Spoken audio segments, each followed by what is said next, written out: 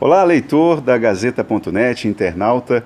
Aqui ao meu lado, o líder do governo na Assembleia Legislativa, deputado estadual Daniel Zen, também presidente do PT no estado do Acre.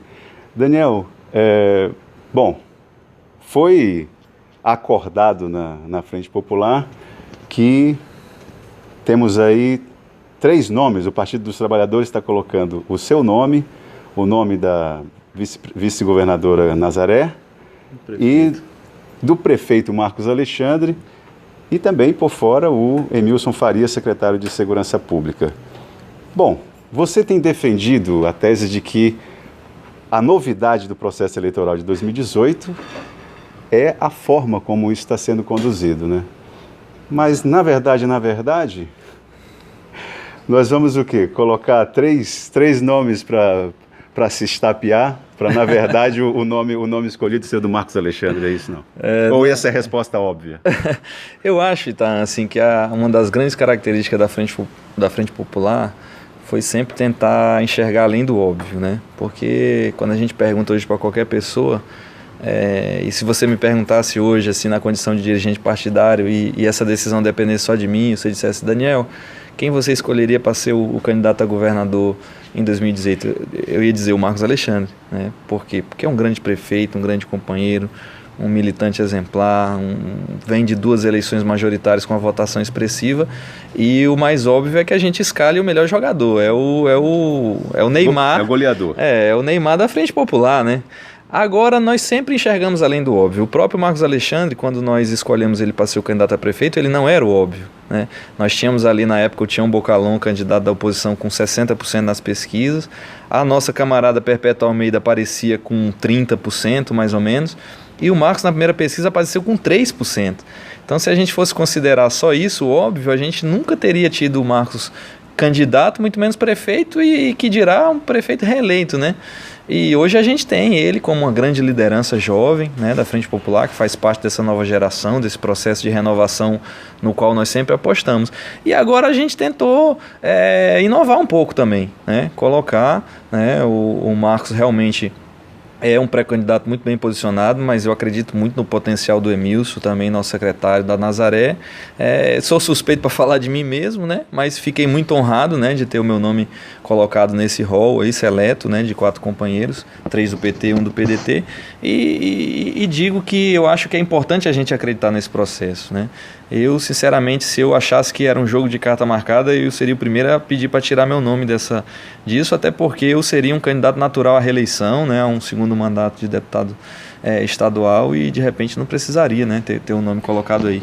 Mas eu acredito muito na verdade e na possibilidade da gente fazer um debate muito democrático e diferente, né? Eu não vou dizer prévias, nem primárias e nem convenções, né, para escolher o candidato definitivo, mas eu acho que um debate bem acalorado, aí, bem animado, eu acho que isso aí é positivo para a democracia. Isso, as prévias parece que foi um instrumento que saiu um pouco de moda do PT. O Rogério Venceslau, por gentileza, chamei aqui você para que fizesse parte dessa conversa. Estou pronto, acabei de sabatinar o deputado, mas vamos repetir a dose. O deputado falou que não... Obviamente, por questão de bom senso, não teria condições de fazer uma autoavaliação a respeito do nome dele para pleitear uma possível campanha para governo do Estado. Você, como jornalista, a bancada de situação do governo do governador Tião Viana na Assembleia tem dado respostas adequadas ou no tom adequado para que a oposição pudesse ter as respostas assim, dadas no mesmo tom? Ou não? A Assembleia é heterogênea. Cada deputado está preocupado com o seu mandato, com a sua reeleição. Isso é fato. Depois é que vem defender o governo, né, fazer o papel de bancada de sustentação.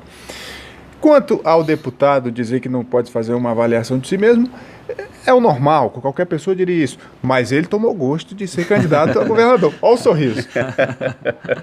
Então, eu acho que dá para ler a situação, né?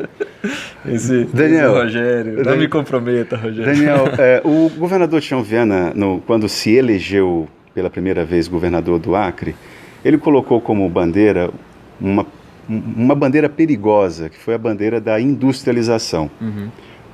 A indústria passa por um período de crise no Brasil, em lugares onde já há capital instalado, já há infraestrutura. E levantar a bandeira da industrialização não é que seja um erro, mas é de uma ousadia que a nossa mão de obra não tem condições de abarcar, o nosso capital privado não tem condições de sustentar. Ou seja, a gente fica aqui no Acre, parece que é aquele capitalismo de compadrio, né? Aquele capitalismo paternalista. Como é que, e os problemas quando chegam na Assembleia, a impressão que dá é que, por mais que você se esforce, não consegue ter uma resposta à altura. Uhum. Não da oposição, que também não tem lá essa retórica tão qualificada assim, que exija uma resposta de vocês. Mas o problema em si, ele não é. Ele não tá sendo respondido. Não é que o governo não queira.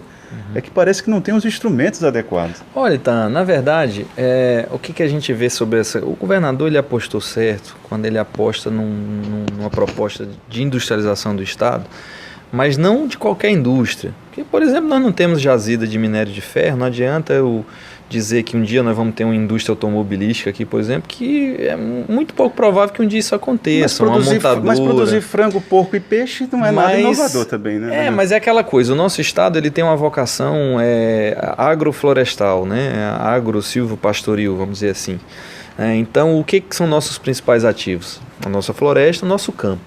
Então, o que a gente pode investir em termos de indústria são as chamadas indústrias de base, as indústrias do setor primário, que são as indústrias de transformação da produção agrícola, da produção rural, seja ela florestal, seja ela do cultivo.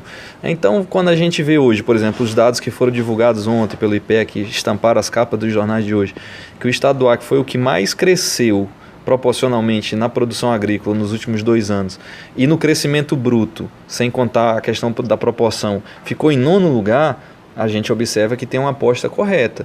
Ou seja, nós praticamente triplicamos a nossa produção de grão de milho, nós introduzimos devagarinho uma base soja, que era quase nula, né? Uma base que era pequena, por exemplo, mas a gente já chegou a ter uma produção há 3, 4 anos atrás de 50 mil toneladas, que eu não posso dizer que é nula, para hoje está em uma produção de mais de 150 mil toneladas. Então eu multipliquei isso por 3.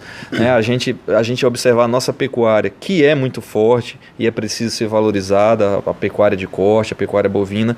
A gente tem um investimento também na avicultura, na suinocultura e na piscicultura, que, como você disse, não é novidade. Mas a novidade é agregar valor a essa produção, ou seja, é colocar a agroindústria para fazer o beneficiamento, o tratamento dessa produção, é eu não vender o boi vivo para ser abatido em Rondônia, por exemplo, porque acaba, de repente, às vezes sendo mais benéfico para quem está vendendo, mas é eu abater o boi aqui, é eu tentar fazer o beneficiamento do couro aqui, é eu fazer o aproveitamento da ossada para fazer farinha de osso, é eu pegar uma indústria como a Peixe da Amazônia, não só vender o nosso pescado in natura, congelado, sem tratamento para o Peru, como acontece muito, mas eu pegar e fazer o tratamento do pescado, vender o filé processado, ou seja, agregar valor a essa produção rural, é industrialização.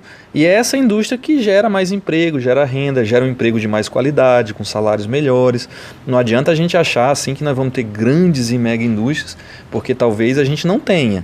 Né? Mas a gente vai também apostando na possibilidade de gerar mais emprego e gerar mais renda. Para finalizar, Rogério, hoje os jornais impressos colocam aí a declaração do vice-governador do Mato Grosso, dizendo que o Acre é um exemplo em desenvolvimento na área florestal e tal. Por que o governo do Acre insiste e teima nessa ideia de ser modelo? O que você avalia? Já virou folclore, né? Eu acho que o pessoal já não está mais diferenciando uma coisa da outra. Então vai no embalo. Não, vamos fazer o marketing e se der resultado, bem. Mas se você analisar minuciosamente, tem algumas experiências exitosas no Acre, sim. Se você for partir unicamente desse exemplo, é um exemplo. Só que, em contraponto a isso, tem situações negativas, tem um subdesenvolvimento. Então, assim, é aquilo que eu falei no início. Você tem que ter uma visão ampla, relativa e saber cada coisa em que lugar deve estar. Não sei se eu fui claro. Bom, para finalizar, nós temos um padrão belga, como já foi dito aqui, ou não? O modelo Não, eu acho que assim, falta muito, né, eu nem sei se o padrão belga ou americano, ou europeu seria o mais propício. Nós temos que criar o padrão Amazônia, sabe? O padrão Acre. Eu acho que o Acre realmente, como disse o Rogério, tem muita coisa boa para servir de exemplo. Não pode ser uma coisa assim, sem, vamos dizer assim, sem ponderar, né? Tem problemas, tem situações que a gente precisa melhorar muito, ainda temos uma situação de muita gente ainda excluída do mercado de trabalho, mas graças a Deus nós não temos mais aquela situação que a gente observava alguns anos atrás da extrema pobreza. Graças aos programas sociais do governo federal, as pessoas minimamente foram incluídas no mercado do consumo e conseguiram ter algum acesso a direitos, né? Exercer seu direito de acesso à educação, da saúde. Tem problema na saúde, tem gargalos, tem pontos de estrangulamento, mas as pessoas conseguem se dirigir a um posto de saúde, agendar uma cirurgia, às vezes demora mais do que o que a gente gostaria que demorasse, mas a pessoa consegue ter o benefício, seja do SUS, seja da educação, a segurança com todo esse problema da guerra contra as facções criminosas, mas também tem apresentado respostas, como aquela ação ontem lá no município de Sena, né, uma prisão assim em massa de várias pessoas ligadas a facções. Ou seja, o Estado procura, de um lado, assegurar o exercício dos direitos básicos do seu cidadão e, de outro, estimular o setor privado para que ele, sim, setor privado, gere os empregos, porque não dá para a gente ficar esperando só concurso público e emprego público, né?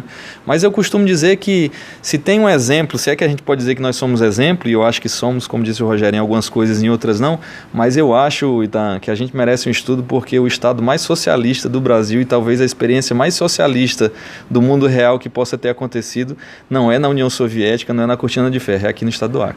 Tá vendo? Bom, você está vendo como que o Daniel Zen está preparado para a guerra aí. Pelo menos esse é um cenário inicial que está se consolidando aí de um nível bastante interessante. Itan Arruda para o Gazeta.net.